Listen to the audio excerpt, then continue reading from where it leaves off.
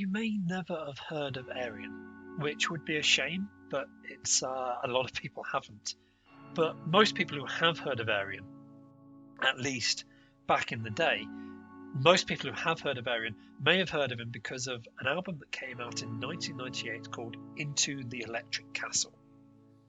Now, this was a 100+ minutes double CD album which told the story of a cast of characters taken from across humanity's history and potential future who were let loose into this dystopian, strange otherworld and sent on a quest. The story is simple, but what really works is the melding of this fantastical adventure as a concept and a narrative with really emotive musical fingerprinting. Now, Ayreon, as I said, prog rock is a genre that often feels played out, and a lot of people will talk about, oh, okay, so you've got these fantastical soundscapes, what does it actually mean, what's it actually doing, what melody can I latch onto? But the Ayreon creative director and instigator, Ayreon Lucanson, he's got a good eye for melody, and he's got a good eye for you can drag things in and tell a story out. So this album in 1998 really caught some people's attention. It was a fantastic album, and it was actually the third Ayreon album released. It was preceded by self-titled debut album Ayreon, and then a mid-album called Actual Fantasy. And the goal, Actual Fantasy was a little bit of a sidestep, but the goal of Ayreon was precisely to do this, to tell rock opera storytellings where you had guest musicians coming in, guest singers, guest musicians coming in, and each of them playing a part in the story. What they sing is the lines of their character. It's an opera, it's a musical narrative. And Into the Electric Castle took the high concept science fiction of the original Ayreon story, which was actually this sort of idea that in the future the world is doomed, and so this time travelling scientist sends a message back through time to the days of King Arthur with a prophecy of doom about how humanity was doomed to destroy itself. And this reaches the Knights of the Round Table, and the character Ayreon goes to King Arthur, but then Merlin is suspicious of how can this guy see the future, and so Merlin turns on Ayreon. And so the message of the album is, okay, this message has reached you. Listen to this album and be a better person. And it was an interesting album, but that was it. Into the Electric Castle, at first appearance, had nothing to do with that. It was just Ayreon. But I think Ayreon really explored this further, and he produced 2 single albums in a couple of years later, which he later combined together to be the Universal Migrator Saga, which went back to the original story of Ayreon and kind of indicated, again, brought time travel back in. So that's a common theme in all of these. But he did a series of songs going back through humanity's history, and then back to before the birth of humanity, and it's all about this being Universal Migrator observing cosmic events. And in that he introduces a race of aliens who were present back in at the end of Into the Electric Castle, these omnipresent godlike beings who are watching humanity. And we don't know anything about them, we just know that they are watching and that they are powerful, and they have played games and they don't feel emotion, but that was it. But then for me, I liked Into the Electric Castle, and I listened to a lot of the Ayreon stuff, but the album that caught me and said this is a fantastic project was the follow-on to that, which was called The Human Equation. Now, this album is absolutely fantastic. It's again a double album, both of them full CDs, so it's quite a long endeavour. But it tells the story of a man in a coma. He's in a coma for 20 days. All we know is that he was in a car crash, and that by his bedside his wife and his best friends are looking at each other and asking, do you blame yourself? We don't know why they should blame themselves for him being in a car crash, and we don't know what's going on. But whilst they're at his bedside and praying for him and nurturing him, and the hospital doctors are doing everything they can, he is reliving his life. His psyche has created these constructs that represent different emotions or feelings or perspectives, and he is forced to revisit his life up to the car crash, which comes this amazing story of realization, disclosure and confrontation, where he can't wake up and get out of this coma until he's actually worked out who he is and who he wants to be. And this is direct implications for what it is that his wife and his best friend did, and how what they did related to him being in a car crash, which, if I go into any more than that, I'm directly spoiling it, but you can see there's potentials here for the story to play out. But The Human Equation is a fantastic album that explores that. And again, Doesn't feel like it should have anything to do with Ayreon, apart from there is a common theme here between human emotion, human love, human storytelling, and then just the concept of a rock opera with guest singers, famous guest singers and guest musicians coming in. We've had Bruce Dickinson from Iron Maiden, we've had Michael Fish, we've had Peter Daltrey. Arjen Lucassen has a fantastic ability to get people in to work with him, and it's fantastic. But the Forever, the alien species from the Universal Migrator, and who were ultimately revealed to be responsible for Into the Electric Castle, are revealed to actually have been watching this man in a coma. They have been studying his feelings and his trauma, and actually it's all a game, it's all a chance for them to learn about emotions, because it's what they've been studying this whole time. Which brings us to the last album in this set, which has the very weird title 01011001. Now there's a reason the album has that title, it's to do with Morse code. But here is where Arjen tied it all together. This album, another double-length album, explained the entire story that we've already seen. We'd seen the time travel experiments in the original Ayreon album. We'd seen the experiments of plucking people from history to test them in a grand experiment into the Electric Castle. We'd seen the fantastical cosmic voyage of the Universal Migrator and the birth and death of the human race, who sent back this prophecy of doom in the original Ayreon album. And then we'd seen the Forever exploring people's emotional journeys and trauma to try and understand emotion. That we've seen this entire story. That is the story. But what 01011001 does is it tied it all together from the Forever's perspective. They were ancient immortal beings who, as time went on, sort of replaced their bodies and souls with electronic components. As they became more and more digital beings, as they started living forever, they forgot what it was like to be mortal. They forgot what it was like to live. They forgot what it was like to feel. And so the first disc of the 01 album retold sort of the advancement and creation of the Forever race. And then the second disc says, okay, we're in this position. We're immortal, but we're not really alive. We just are. And so that shows how they discover the planet Earth. They discover it back when dinosaurs were on the planet, and they looked at dinosaurs and said, no, that's of no use to us. These creatures they love, they don't feel, they aren't anything that we can use. So they actually precipitate the asteroid that destroyed the dinosaurs. They seed the Earth with DNA to lead to the creation of the human race, and then they rejoice in the emotions and the love and the fear and the stories that we have. We're essentially a giant television show and a sitcom and a comedy and a tragedy and all of the entertainment they would ever need. And they test us to try and discover if they can regain what they'd lost. So it's great for them to watch and see emotion, but they can't feel it. But 01, however, then comes the end, because humanity, we go too far too fast. We have self-destructive tendencies. We destroy ourselves. And as we'd already seen in the previous albums, humanity wipes itself out and the Forever are left alone. Although they have gained the passing of humanity, the birth, life and death of our civilization has improved the lives of the Forever, and they now have a chance of regaining not humanity, but the Y-ness. I think this species was originally called they live on planet Y. They regain the sense of self. So humanity, it sounds like a really dark story, but there is an upwards tilt to it. It's not completely nihilistic. So all of that came through, and then Arjen was done with the story. He could have been done with the Ayreon brand completely, but what he decided to do was to keep the Ayreon brand going, and he did a double album called The Theory of Everything. Now this was a new story. It was about a scientist discovering the theory of everything, and it's not one of my favourite albums, but it does have its fans. It tells the most complete single story in a double album. All the others have stuff to do with each other.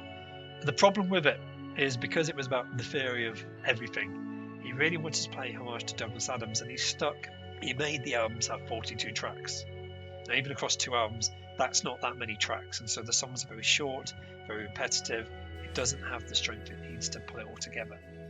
But so this Theory of Everything was back in 2013, and then a few years later he went back to the original Forever storyline with an album called The Source.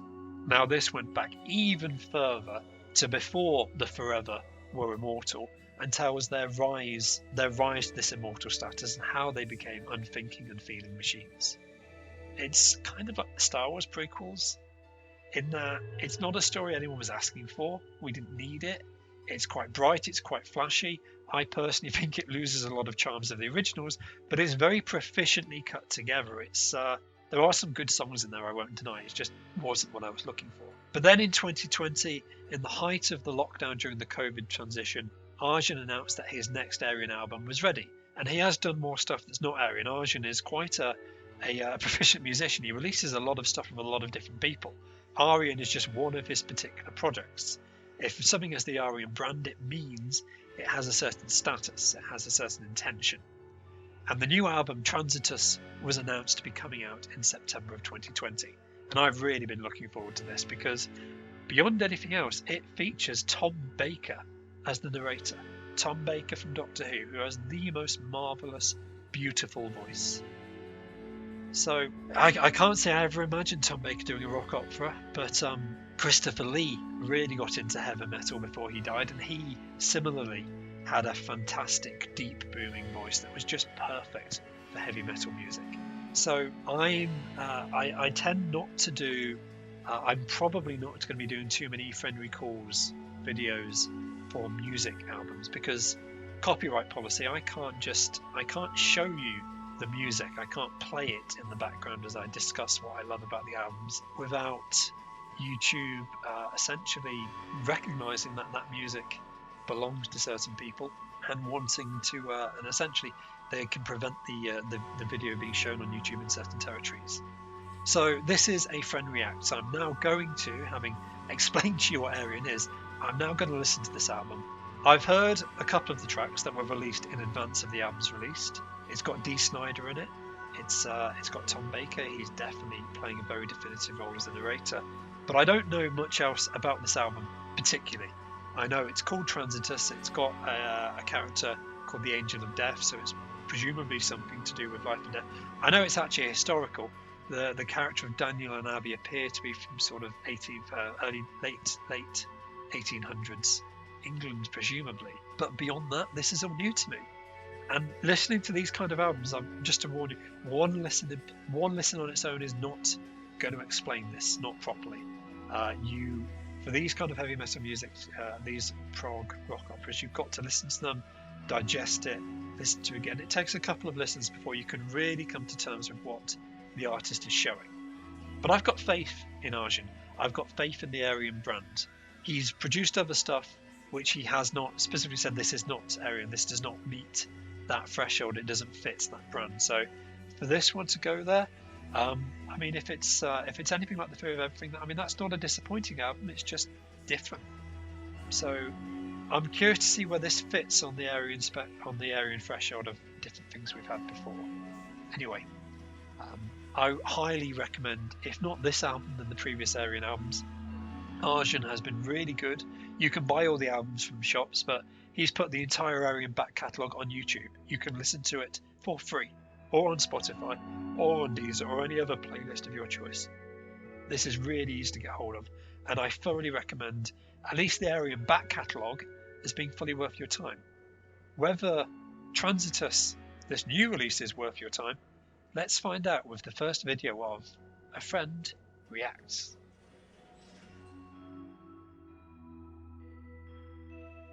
Okay, it's 11 AM on the 25th of September 2020. It's 3 hours since Arjun released the Transitus album.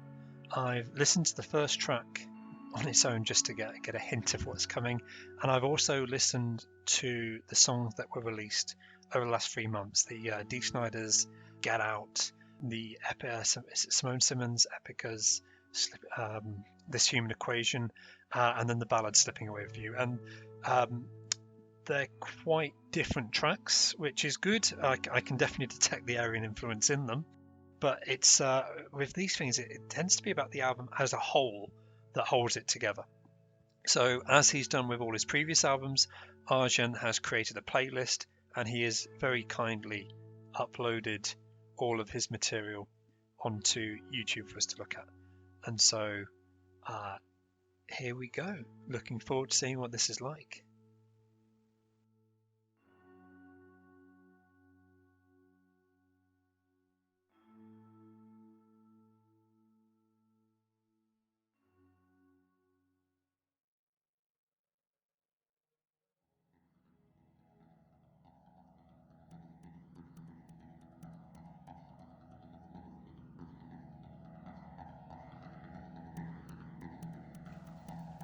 Well, yeah, that's an interesting album. It's going to need a few more listens before I really get it down.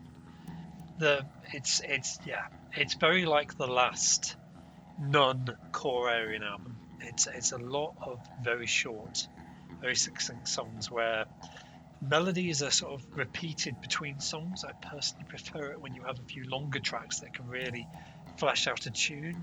Less songs, but they're actually longer in length, and you can really delve into them, the tunes, the melody in one go. But yeah, this is personal taste for everyone. So yeah, no, I can see the similarities between this and the Theory of Everything. And that album had 42 tracks, I think, and it had 42 tracks because Ayreon was trying to pay homage to Douglas Adams and the Great Question of Life, the Universe, and everything. This album had 27 tracks by YouTube video, but I think it's less than that because he broke the first song into a couple of different tracks. So 20, but every song had some narration from Tom Baker, which is kind of cheating because it's not actually part of the song. There were points there where it was actually the narration from Tom Baker was one thing and then the song was another. You can almost consider them two separate things. I think if you just wanted to listen to a single track of this, Tom Baker's appearance might annoy you taken out of context. So if you split up Tom Baker's narration and made that a separate track, you'd have something approaching the 42 tracks that were in the Theory of Everything. And having so many tracks means that it's spread across 2 albums, so this is more than a standard album length, but even 42 tracks across 2 albums, none of the tracks really get long enough or detailed enough, save for the singles that were released ahead of the album release. So I'd heard This Human Equation, I'd heard Dee Snider's Get Out Now. That's not to say there weren't good new songs in there. It's interesting. It's going to take a couple of listens to get to. I'm not disappointed, not by any means. I'd say in first impression, it's not up there with the Electric Castle, the Human Equation, or 01. But those 3 albums have a sound that's just absolutely unique and just sings to me. It's somewhere close to Andrew Lloyd Webber. It feels at times more like a musical, but it's a musical with that Ayreon feel. And the story was interesting. I don't know if I caught all of it, but on a single playthrough you often don't. So yeah, it's going to need a few more lessons before I know where I really stand. But yeah, it's definitely not a failure. It's definitely a good album. I'd recommend it. And if you enjoy it, I would recommend Ayreon's other stuff, which takes this concept to its extreme. I think the thing that struck me is just how slow the first disc, the first half was. I was expecting the story to be a little bit more played out, but it took over half of this double album just for the concept of he's dead, he's gone back from Transitus and sent back, whereas I was kind of expecting the actual story of Abby and Daniel to be more fleshed out, whereas it was all of that was sort of compressed into those last couple of tracks, and they spent such a long time building up the concept. It's not a difficult concept to say that someone has been sent back to correct an old wrong. There were really strong points in the music, but I think the short track lengths, yeah, it's personal taste and what people get over. There's stuff to enjoy here, and I'll look forward to reflecting on it and seeing how it develops.